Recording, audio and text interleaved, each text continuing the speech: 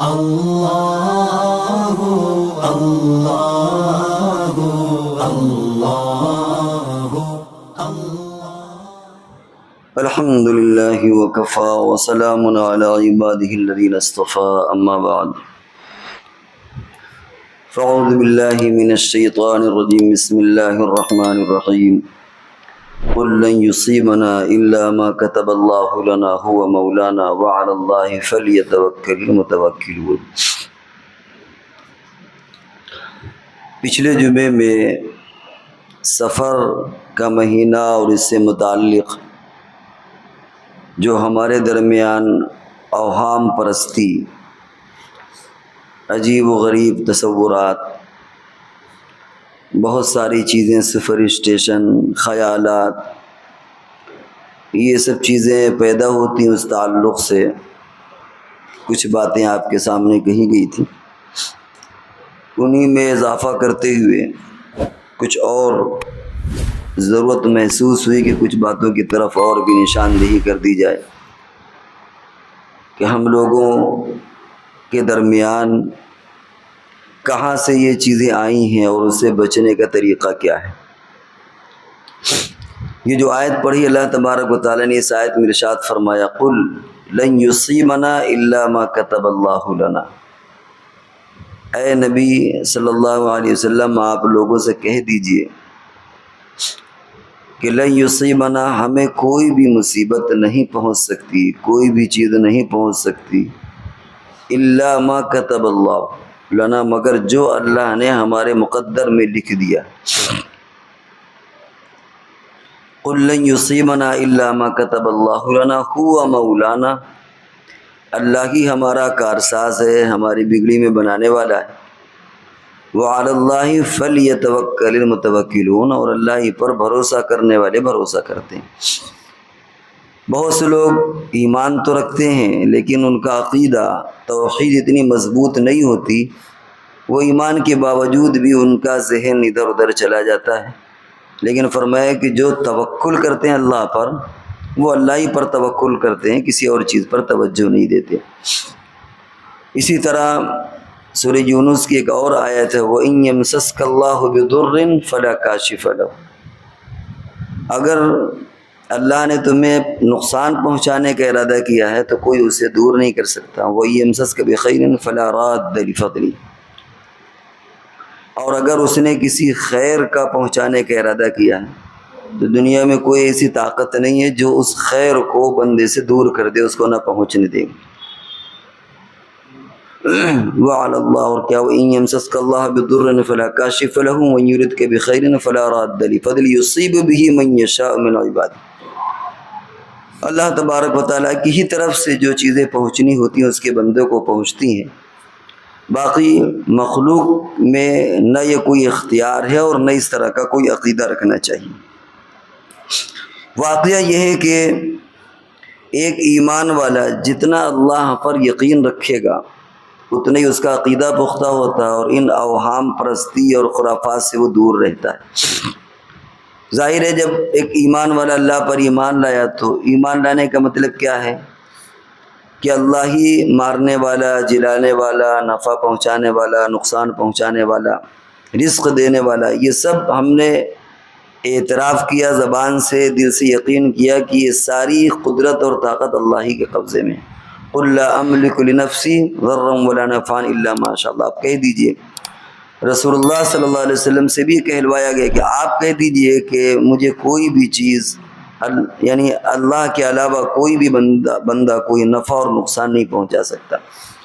تو جتنا ہمارا عقیدہ پختہ رہے گا اتنا ہی دنیا میں انسان آسان زندگی گزارے گا، اور جتنا ہی اس کا عقیدہ کمزور ہوتا ہے وہ مسائل میں الجھتا چلا جاتا ہے۔ چنانچہ آپ دیکھیں کہ انسان خود ان چیزوں سے ڈرتا ہے، ان چیزوں کے آگے اپنی پیشانی ٹیک دیتا ہے جو انسان کے پیروں کی ٹھوکروں میں ہوتی ہے، خود انسان سے ذلیل ہوتی ہے، چاہے وہ کیڑے مکوڑے ہوں، پیڑ پودے ہوں، نباتات ہوں، بہت ساری چیزیں، انسان، جمادات، یعنی وہ چیزیں جن میں بالکل جان نہیں ان کی بھی پوجا کرتا ہے۔ وہ چیزیں جن میں جان ہے لیکن کیڑے مکوڑے ہوتے ہیں، سانپ بچھو، ان کی بھی پوجا کرتا ہے۔ اسی طرح اور بھی چیزوں کی پوجا کرتا ہے، صرف ان کے خوف سے بچنے کے لیے، ان سے ڈر کر کے کہ کہیں ایسا نہ ہو کہ ہم کو یہ نقصان پہنچا دیں۔ حدیث میں آتا ہے کہ اگر کسی آدمی نے سانپ کو مارنے سے اس لیے چھوڑا کہ اس کو ڈر ہے کہ یہ بدلہ لے گا، فرمائے کہ اس کا ایمان کیا ہے، وہ ایمان کی تجدید کرے۔ دیہاتوں میں اس طرح مشہور ہے کہ اگر کوئی آدمی ناگ کو یا ناگن کو مار دے تو اس کی آنکھ میں مارنے والے کی تصویر آ جاتی ہے، پھر وہ اس کو ڈھونڈتی ہے یا ڈھونڈتا ہے، اور وہ چاہے جہاں چلا جائے وہ اس سے بدلہ لیتی ہے۔ اسی کو حدیث میں فرمایا گیا کہ اگر کوئی آدمی اس ڈر سے چھوڑ دے کہ وہ اس کے بدلہ لے گی تو گویا اس کے ایمان میں کمی ہے، وہ اپنے ایمان کو اور مضبوط کرے۔ تو یہ چیزیں ہمارے معاشرے میں برادران وطن کے ساتھ رہنے میں، جہاں بہت ساری سماجی رسمیں ہمارے یہاں داخل ہو گئی ہیں، اسی لیے عربوں میں وہ رسمیں نہیں جو ہمارے یہاں شادیوں میں رسمیں ہیں، لیکن عربوں میں نہیں، کیونکہ ہمارے یہاں جو رسمیں ہیں وہ ساتھ میں رہن سہن کی وجہ سے، ہمارے آبا و اجداد نے مذہب اسلام قبول کیا اور پھر انہی کے ساتھ غیروں کے ساتھ رہنا رہا، تو بہت ساری چیزیں رسمی طور پر ہمارے ذہنوں پر مسلط بھی اور ہمارے معاشرے میں چلن میں وہ چیزیں موجود ہیں، وہ چیزیں عربوں میں نہیں ہیں۔ تو جس طریقے سے ایک آدمی ایمان میں داخل ہوتا ہے، یا ایھا الذین آمنوا ادخلوا فی السلم کافہ، عقیدے کے اعتبار سے پورا داخل ہوتا ہے کہ وہ اللہ کو خدا مانتا ہے، اللہ کو اللہ مانتا ہے، اپنا پروردگار مانتا ہے، رسول اللہ صلی اللہ علیہ وسلم کو اللہ کا نبی مانتا ہے۔ اسی طریقے سے اسے ان اوہام پرستی اور رسومات سے بھی اپنے آپ کو بچانا چاہیے، تبھی صحیح طور پر وہ مومن کہلانے کے مستحق ہیں۔ آج دیکھیں آپ تو بہت سی مزاروں میں آپ دیکھیں کہ نگ بکتے رہتے ہیں، انگوٹھیاں بکتی ہیں۔ اب کوئی انگوٹھی پہن لیتا سوچتا ہے اس میں شفا ہوگی، فلاں نگ میں شفا ہے، فلاں دھاگے میں یہ ہو جائے گا، وہ شفا مل جائے گی، وہ بیماری دور ہو جائے گی۔ کہیں کلابہ باندھتے ہیں، کہیں ہاتھ میں، اور کہیں درختوں میں بھی باندھے جاتے ہیں۔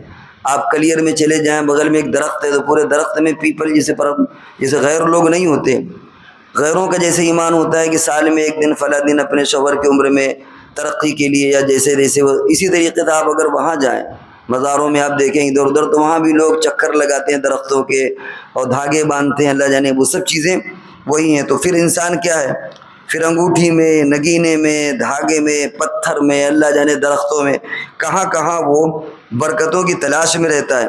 اور اس کی بنیاد یہی ہے کہ چونکہ برادران وطن کے ساتھ رہے، وہ ساری چیزیں ہمارے درمیان آئیں اور ہم نے ان کو کھرچ کر کے نہیں نکالا۔ حالانکہ عقیدہ پختہ ہونا چاہیے، جب اللہ پر ایمان لائے تو اسلام کے ایک ایک حکم پر بھی ایمان لانا چاہیے اور ان تمام چیزوں سے اپنے آپ کو دور رکھنا چاہیے۔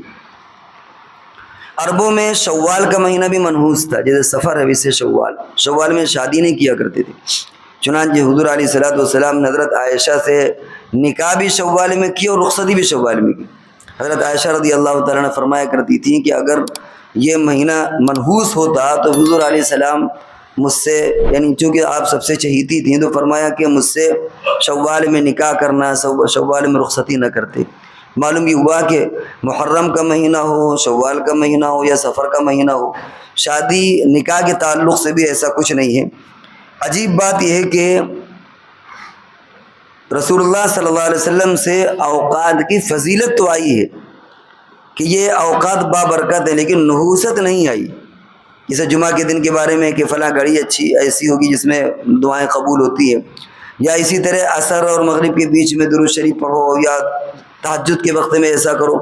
یہ تو بہت تذکرہ ملتا ہے کہ صبح کے وقت میں یہ ہوگا، شام کے وقت میں برکتوں کا ذکر ہے، اس وقت کے مبارک ہونے کا ذکر ہے کہ جمعہ کا دن مبارک ہے، فلاں ساعت مبارک ہے، لیکن کہیں بھی حدیث میں یہ نہیں ہے کہ فلاں وقت یا فلاں دن یا فلاں مہینہ منحوس ہے۔ رمضان مبارک ہے یہ ذکر ملے گا، لیکن فلاں مہینہ کم برکت والا یہ نہیں ملے گا۔ جمعہ مبارک ہے یہ اس کا ذکر ہے، لیکن فلاں دن کا کم برکت والا ایسا نہیں ہے۔ تو فضائل کا تو ذکر ہے ان ایام کے بارے میں ہو یا جگہوں کے بارے میں ہو، لیکن کہیں پر ایسا نہیں ہے کہ نحوست کا ذکر ہو کہ فلاں وقت منحوس ہے یا فلاں جگہ منحوس ہے یا فلاں دن منحوس ہے، فلاں مہینہ یا فلاں سال منحوس ہے۔ تو اس لیے ہمیں بھی اپنی زندگیوں میں ان تمام چیزوں سے دور رہنا چاہیے۔ ایک صحابی حضرت زنیرہ رضی اللہ تعالیٰ عنہ، یہ ایمان لائی لوگوں نے ان کو بہت ستایا، آنکھوں کی بینائی چلی گئی۔ لوگوں نے کہا کہ اصل میں تمہارے آنکھوں کی جو بینائی گئی ہے اس کی بنیاد یہ ہے کہ تم نے ہمارے بتوں کو برا بھلا کہا، بتوں کو چھوڑا اور تم نے ان پر ایمان لیا، اس کی وجہ سے تمہاری آنکھوں کی بینائی چلی گئی۔ لیکن ان باتوں سے ان کی صحت پر کوئی اثر نہیں پڑا۔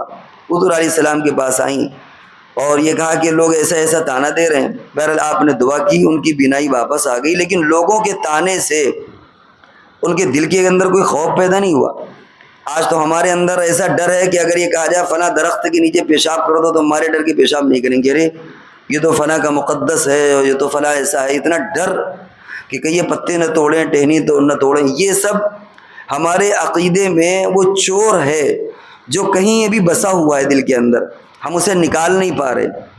گھروں کے اندر یہ ٹوٹکے اور یہ سب ساری چیزیں، مکان بننے میں بہت سے جگہوں پر اب تو کیا ہوتا ہے کہ ہمارے یہاں تو خیر اتنا کم ہے، لیکن اب بہت سے لوگوں میں جو اسلام سے دور ہیں، دوسرے مذہب کے ہیں، وہ اپنے رہنماؤں کو، پنڈتوں کو لا کر کے کہ صاحب یہ اس طرح کیا جائے، وہ طے کرے گا کہ اس رخ پر ہونا چاہیے، ایسی جگہ پر ہونا چاہیے۔ بھئی مکان کا مشورہ تو انجینئر سے آپ لے سکتے ہیں، اس میں کسی مفتی سے مشورہ لینے کی ضرورت نہیں ہے، کسی پنڈت سے مشورہ لینے کی ضرورت نہیں۔ لیکن جب عقیدہ کمزور ہوتا ہے تو، اور ایمان کی علامت یہ ہے کہ سب سے زیادہ عقیدہ پختہ ہوتا ہے۔ آپ نے یہ واقعہ بارہا سنا ہوگا دریائے نیل کے تعلق سے، حضرت عمر رضی اللہ تعالیٰ عنہ کے تعلق سے تاریخوں میں بات ملتی ہے کہ دریائے نیل میں سال میں ایک کنواری لڑکی کو وہاں چھوڑا جاتا تھا، وہ خشک ہو جاتا تھا اور پھر وہ فلڈ آتا تھا اور وہ جان بھی چلی جاتی تھی، اور اس طرح وہ سال میں بہتا تھا اور مخصوص ایام میں سوکھ جاتا تھا۔ وہ ظاہر ہے کہ خلاف شرع شکل ہے۔ چنانچہ جب حضرت عمر رضی اللہ تعالیٰ عنہ خلیفہ بنے اور آپ کی حکومت وہاں تک پہنچی تو یہ اطلاع، یہ اسلام کے خلاف تھی، اطلاع پہنچی تو آپ نے خط لکھا اور دریا کو مخاطب کیا کہ اگر تو اللہ کے حکم سے بہتا ہے تو بہنا شروع، اور اگر تو اللہ کے حکم سے نہیں بہتا تو ہمیں تمہاری کوئی ضرورت نہیں ہے۔ تاریخوں میں آتا ہے کہ وہ خط ڈالا گیا اور جو بہنا شروع ہوا ہے تو آج تک دریائے نیل بند نہیں ہوا۔ لیکن تو کیا ہے کہ اسلام کے اندر اتنی پختگی ہے کہ وہاں ڈاما ڈول اور ڈیلیما کہیں پر نہیں ہے کہ انسان آگے پیچھے ہو، بلکہ فرم بلیف، جس کو بہت پختہ عقیدہ رکھنا چاہے۔ عقیدہ نام ہی ایسی چیز کا ہے جو ڈاما ڈول نہ ہو۔ چنانچہ ایک اور واقعہ آتا ہے، ابن بطوطہ نے اپنی کتاب میں لکھا ہے، اپنی تاریخ میں لکھا ہے کہ وہ ہندوستان کے کسی سمندری ساحلی علاقے پر پہنچا، وہاں ایک گھر میں وہ مہمان بنا، دیکھا کہ وہاں رونا پیٹنا بچا ہوا۔ اس نے پوچھا کہ بھائی یہ رونے کی وجہ کیا ہے، سبب کیا ہے؟ اس نے کہا کہ اصل میں سمندر کے فلاں اس جگہ پر مہینے میں ایک بار ایک شیطان نمودار ہوتا ہے، بڑی تباہی مچاتا ہے، اس لیے ہمارے یہاں مشورہ یہ ہوا ہے کہ بھائی قرآن اندازی کے ذریعے سے کوئی ایک نام نکلے گا اور اس گھر کی لڑکی کو وہاں پر رکھا جائے گا۔ اور ہوتا یہ تھا کہ وہاں ایک بت خانہ یا بت خانہ کہہ لیجیے بنا ہوا تھا، اس میں اس کو بند کر دیا جاتا اور اگلے دن وہ مردہ حالت میں ملتی۔ اب لوگوں کو ڈر یہ تھا کہ ایک جان سے سینکڑوں جان زیادہ بہتر ہے، بھائی ایک جان چلی جائے، اگرچہ وہ بھی معصوم ہے، قرآن اندازی کے ذریعے سے چاہے جیسی ہو، لیکن تمام لوگوں کو بچانے کے لیے تو ایک جان کی قربانی گوارا کر لی جائے۔ یہ لوگوں کا اپنا اپنا قیاس تھا۔ چنانچہ ابو البرکات نامی ایک صاحب تھے، وہ حافظ قرآن تھے، انہوں نے جب یہ سنا تو ان کو بڑی حیرت ہوئی کہ ایسا بھی عقیدہ ہوتا ہے بتائیے انسانوں میں، لوگوں میں۔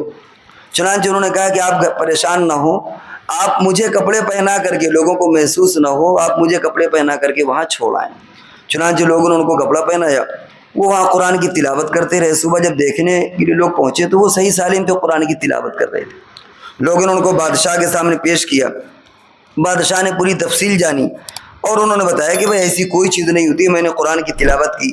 اس نے کہا کہ ایسا ہے کہ تمہارے لیے ایک شرط یہ ہے کہ تم اگلے مہینے تک رکو، اگر اگلے مہینے تک تم رکتے ہو اور پھر یہی صورتحال پیش آتی اور ہم محفوظ رہتے مصیبت سے تو ہم اسلام قبول کر لیں گے۔ چنانچہ ابن بطوطہ نے لکھا ہے کہ وہ ایک مہینے وہاں انہوں نے قیام کیا اور اس کے بعد وہی صورتحال پیش آئی اور وہ محفوظ رہے تو بادشاہ اور اس علاقے کے لوگوں نے اسلام قبول کیا۔ تو حاصل یہ کہ اسلام ایک ایسی چیز ہے کہ جہاں پر کسی بھی طرح یعنی عقیدے کے اندر کمزوری نہیں، اگر انسان کے اندر عقیدہ مضبوط ہو تو پھر وہ بڑے سے بڑے حالات کا بھی مقابلہ کر سکتا ہے۔ تیمور لنگ مشہور بادشاہ ہے، ہندوستان میں آیا، وہ اس نے حکومت کی، اس نے جب دریائے جمنا کو عبور پار کرنا چاہا تو کچھ جیوتشی جو پترا نکالتے ہیں اس طرح کی چیزیں، انہوں نے کہا کہ بھائی تمہارے لیے جمنا کو پار کرنا تو نقصان دہ ہوگا، اگر تم ان ایام میں پار کرو گے تو یہ ہوگا وہ ہوگا۔ اس نے کہا کہ ہم خدا پر ایمان لانے والے لوگ، ہم ان چیزوں پر بھروسہ نہیں کرتے۔ چنانچہ حالانکہ وہ کوئی بہت تدین والا نہیں تھا کہ کوئی بہت دینداری اس کے اندر ہو، لیکن عقیدے کی مضبوطی ایک ایسی چیز ہوتی ہے جو انسان کو تمام حالات سے نکال دیتی ہے۔ تو خلاصہ یہ کہ ہمارے ہاں جو صورتحال ہے وہ یہ کہ ہم اس طرح کی چیزوں میں کہیں نہ کہیں پڑے ہوئے ہیں۔ یہ سفر کا مہینہ چل رہا ہے، لوگ کہتے ہیں 13 تاریخ ایسی ہوتی ہے ویسی ہوتی ہے، آج اتفاق سے آج 13 ہی تاریخ ہے، یا اس مہینے کا جو آخری بدھ ہوتا ہے اس کے اندر نحوست ہوتی ہے۔ یہ ہمارے یہاں عورتوں میں ابھی بھی جو ہوں گی نا، ان کے اندر یہ سب جراثیم موجود ہوتے ہیں، اور یہ جراثیم وہیں سے آتے ہیں جو برادران وطن کے ساتھ رہے، اور وہ ساری چیزیں ہمارے اندر آ جاتی ہیں۔ وہ جس سے پہلے مثالیں دی کہ بلی راستہ کاٹ گئی، یا الو بول گیا گھر کے اندر، یا صبح کوے کو دیکھ لیا تو دن خراب ہو گیا، اور ایسا ہو گیا ویسا ہو گیا۔ پچھلے جمعے میں بھی بات آئی تھی کہ ہم میں بہت سے لوگ زبانی دعویٰ تو کرتے ہیں، لیکن جب حالات آتے ہیں تو بھی ڈاماڈول ہونے لگتے ہیں۔ وہ اللہ کی طرف جیسا متوجہ ہونا چاہیے ویسے متوجہ نہیں ہوتے۔ جب قرآن کی یہ آیت موجود ہے قُلْ لَن يُصِيبَنَا إِلَّا مَا كَتَبَ اللَّهُ لَنَا، اتنی صاف اور واضح آیت ہے کہ آپ کہہ دیجئے کہ کوئی بھی مصیبت، وہ چاہے چیٹی کاٹنا ہو اور چاہے ایکسیڈنٹ ہو کر کے موت ہونا ہو، سوائے اللہ کی لکھی ہوئی چیز کے جو ہمارے مقدر میں لکھ دی گئی ہے، جو اللہ نے چاہا اس کے بغیر کچھ ہو ہی نہیں سکتا۔ تو پھر آگے یہ مکانات اور یہ دن اور یہ سب، ان میں کیا معنی رکھا ہوا ہے؟ نفع نقصان کا مالک اللہ ہے، ہوا مولانا۔ آپ اعلان کر دیجئے کہ وہی خدا ہمارا مالک اور کارساز ہے، وعلی اللہ فلیتوکل المتوکلون، اور آپ کہیے کہ اللہ پر توکل کرنے والے ہی توکل کرتے ہیں، جو اللہ پر بھروسہ کرتے ہیں وہی بھروسہ کرتے ہیں، باقی لوگ نہیں۔ اور جو دوسری آیت پڑھی تھی وَإِن يَمْسَسْكَ اللَّهُ بِضُرٍّ فَلَا كَاشِفَ لَهُ، اگر اللہ نے کوئی نقصان پہنچانے کا ارادہ کر لیا ہے تو کائنات میں کون ہے جو اس نقصان کو دور کر سکے، دفع کر سکتے؟ وَإِن يَمْسَسْكَ بِخَيْرٍ فَلَا رَادَّ لِفَضْلِهِ، اور اگر اللہ نے کوئی خیر کا فیصلہ تمہارے لیے کر رکھا ہے تو دنیا میں کوئی طاقت نہیں ہے جو اس کو پھیر دے وہاں سے، اس کو ہٹا دے۔ تو اگر ہمارا اس طرح ایمان مضبوط رہے گا تو یہ رات دن کی جو بہت ساری خرافات ہوتی ہیں ان تمام چیزوں سے ہم اپنے آپ کو بچا لے جائیں گے اور ایک بہت پرسکون زندگی گزاریں گے۔ آج کے دور میں ایک نئی مصیبت ایک اور ہے بچیوں کے رشتے کے بارے میں بھی۔ لوگ کہتے ہیں کہ بچیوں کے رشتے نہیں آ رہے، آتے ہیں چلے جاتے ہیں، چھوٹ جاتے ہیں۔ ایسا نہیں ہے۔ پرابلم یہ ہوتی ہے کہ ہم اپنے معیار کے اعتبار سے دیکھنا چاہتے ہیں۔ ہم نے ایک معیار، ایک اسٹیٹس سیٹ کر لیا ہے کہ اس طرح کا رشتہ آئے گا تو کریں گے۔ چنانچہ رشتے آتے چھوٹنے کا کیا مطلب ہوا؟ کہیں انہوں نے چھوڑا کیونکہ ان کو بھی معیار پسند ہے، اور کہیں یہاں کہ ہمارا معیار، جبکہ حضور علیہ السلام نے فرمایا فَاصْفَرْ بِذَاتِ الدِّین، کہ تم دیندار کو منتخب کر کے، وہ دلہن ہو یا لڑکی ہو یا لڑکا ہو، اس کو تم کامیاب ہو جاؤ۔ لیکن ہمارے ذہنوں میں کیا ہے؟ یا تو جمال ہے، یا حسن ہے، یا دولت ہے، یا عزت ہے، یا گھرانہ ہے، یا برادری ہے۔ ان تمام چیزوں کی ہم نے خود اپنے آپ کو جکڑ رکھا ہے، کس رکھا ہے، اور پھر کہتے ہیں کہ رشتے نہیں آتے۔ دیکھیے یہ اللہ رب العزت نے ذہانت، استعداد، صلاحیت، دولت، یہ سب چیزیں انسان کے بس میں نہیں ہے۔ دنیا کے 2 ٹاپ کے ذہین اگر لوگ جمع ہو جائیں اور شادی کر لیں، دنیا میں سب سے ذہین مرد اور دنیا میں سب سے ذہین عورت اگر دونوں رشتہ کریں اور دونوں کا بچہ پیدا ہو تو اس کا یہ مطلب نہیں کہ وہ بھی ذہین پیدا ہوگا، ایسا نہیں، ورنہ ہمیشہ ذہینوں کے بچے ذہین ہوتے۔ حالانکہ تاریخ تو کچھ اور کہتی ہے۔ آپ دنیا میں دیکھ جائے جتنے ذہین ہوں گے ان کے بچے عجیب طرح، اور جتنے رکشے والے تانگے والے عجیب عجیب ہیرے ان کے اندر نکل جاتے ہیں۔ آپ دیکھیں اگر دنیاوی تعلیم کے اعتبار سے دیکھیں تو آئی ایس جو بنتے ہیں، آئی پی ایس، آئی ایس، یا جو نیٹ ہے، جے جو کلیئر کرتے ہیں، آپ ان بچوں کو دیکھیں کہ وہ کن گھرانوں سے آتے ہیں، اور ان پڑھے لکھے لوگوں کو اللہ ہے کہ کسی کا گھرانہ بہت وہ، ورنہ عام طور سے ڈاکٹروں کے بچے تو پیسے دے کر کے پڑھتے ہیں، وہ عام طور سے سرکاری اسکولوں میں کوالیفائڈ ہی نہیں کر پاتے، وہ تو چونکہ پیسہ ہے، کروڑ 2 کروڑ دے کر کے MBBS MD بن گئے۔ تو آپ اگر دیکھیں تو صلاحیت والوں کے بچے تو چوپٹ ہو جاتے ہیں، اور جو بیچارے ایسے ہی ایرا غیرہ ان کے بچے کلک کر جاتے ہیں۔ تو معلوم یہ ہوا کہ یہ ساری چیزیں جو ہے وہ اللہ رب العزت نے اپنے قبضہ قدرت میں کر رکھی۔ ہمارے یہاں جو بچیوں کے رشتوں کا معاملہ ہے وہ بھی اسی طرح کا ہے۔ ایک رشتہ یا ہمارے معیار کے مطابق نہیں، یہ بات ہم نے اسی لیے کہی کہ اگر اس کے دین سے اطمینان ہے، آپ دولت مت دیکھیے، آپ کر دیجیے رشتہ.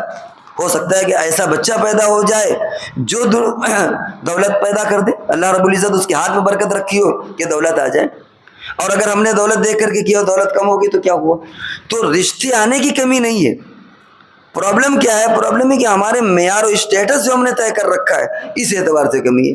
اب کوئی علماء کے پاس جاتا ہے، کوئی اماموں کے پاس، کوئی دعا تعویذ والوں کے ساتھ، کوئی ان کے ساتھ، کوئی ان کے ساتھ، اور کہیں اللہ نہ کرے ایسا ہوتا ہے کہ لڑکیاں بڑی عمر تک بیٹھی رہ جاتی، رشتے کی نوبت ہی نہیں آتی.